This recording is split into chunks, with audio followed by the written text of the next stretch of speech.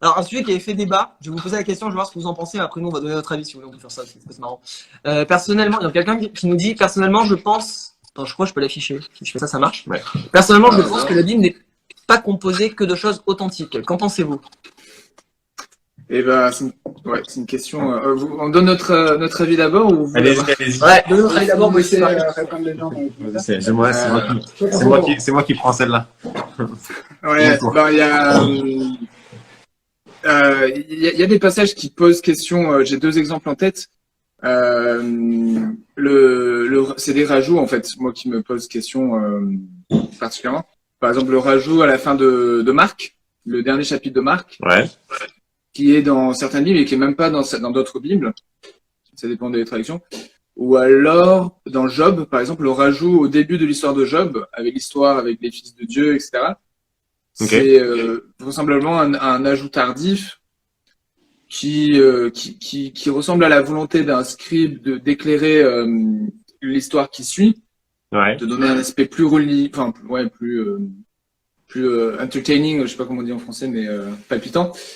Et mais qui, voilà, on peut se poser la question de la véracité, de l'authenticité de petites choses dont on sait qu'elles ont été rajoutées. Enfin, moi, je me pose un peu la question. Ouais, bah justement, comme le dit Jessica, comme le dit Jessica, en fait, la question qui est en jeu, c'est la question de l'inhérence de la Bible. Ça veut dire, est-ce que la Bible est sans erreur, tu vois? Oui. Donc, puis erreur avec au sens large, qu'est-ce qu'on appelle une erreur, tu vois? Il y a des erreurs historiques. Bon, moi, je te dis personnellement, la position qu'on a nous avec Mauvaise Foi, c'est que on considère que la Bible est une construction humaine. C'est des auteurs humains qui ont écrit la Bible, et donc moi, je considère, que c'est un héritage qui nous est donné pour comprendre qui est Dieu, et donc là, pour moi, la Bible fait autorité d'une manière théologique. Pour nous dire qui est Dieu, ses intentions envers nous, le plan du salut. Mais la Bible ne fait pas autorité pour dire je sais que je me suis centré quoi. Mais la Bible Mais la Bible fait autorité, mais la Bible fait pas autorité sur les questions scientifiques, sur les questions historiques et je pense même qu'on peut se permettre de critiquer la Bible. Et je pense même que sur les questions théologiques, il faut la prendre, il faut critiquer la Bible par la Bible. C'est-à-dire que parfois, par exemple, on s'est permis de critiquer les opinions de Paul, par exemple, sur la question de la soumission de la femme à l'homme, ces questions-là, à la lumière du reste de la Bible. Oui. Mr. Poole qui dit, donc la Bible a été écrite par des hommes, ça serait dommage de croire que l'homme peut enfermer l'infinité de Dieu dans sa propre parole, comme le dirait Karl Barth. C'est beau. L'apôtre Jean, il le dit à la fin de son évangile, il dit s'il fallait écrire tout ce que Jésus a fait, le monde entier pourrait pas contenir tous les écrits qu'il faudrait écrire.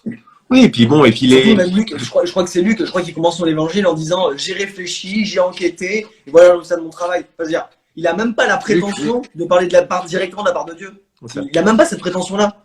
La Bible, à part à quelques endroits spécifiques où vraiment les personnes reportent une parole de Dieu reçue, oui. La Bible, à part de ça, se présente pas comme un texte dicté par Dieu, hein, tu vois. La Bible se présente justement comme un texte d'homme, mais je pense qu'il faut le prendre en tant que tel et le critiquer en tant que tel.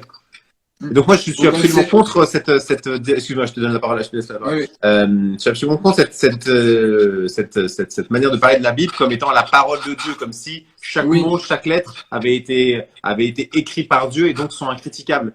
Non, je pense qu'il y a des paroles de Dieu dans la Bible. Je pense qu'il y a et je pense qu'on peut comprendre. La Bible fait autorité en termes de foi pour moi, mais je ne considère pas que la Bible comme la parole de Dieu. Et je ne pense même pas que la Bible se présente elle-même comme la parole de Dieu.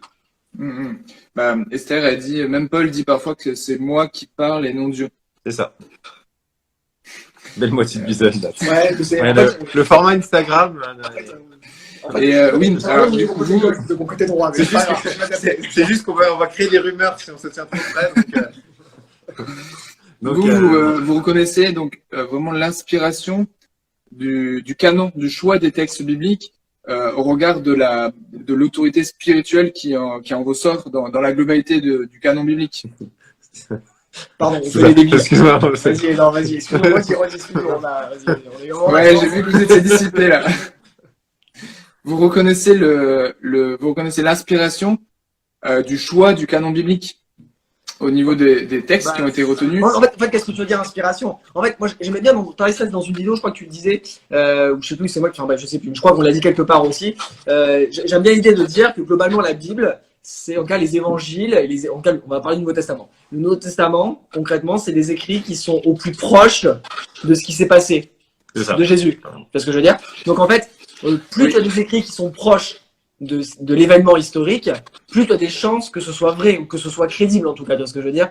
C'est-à-dire moi aujourd'hui, je suis moins pertinent pour parler de Jules César que ce que Jules César a écrit à l'époque. Tu vois ce que je veux dire? Oui. Mais après, il y a les apocryphes d'époque aussi. Ouais. Alors j'avoue que moi j'ai pas le niveau technique pour aller même dans les apocryphes, tu vois. Il faut discuter la chance que ça dépasse nos compétences de branleur.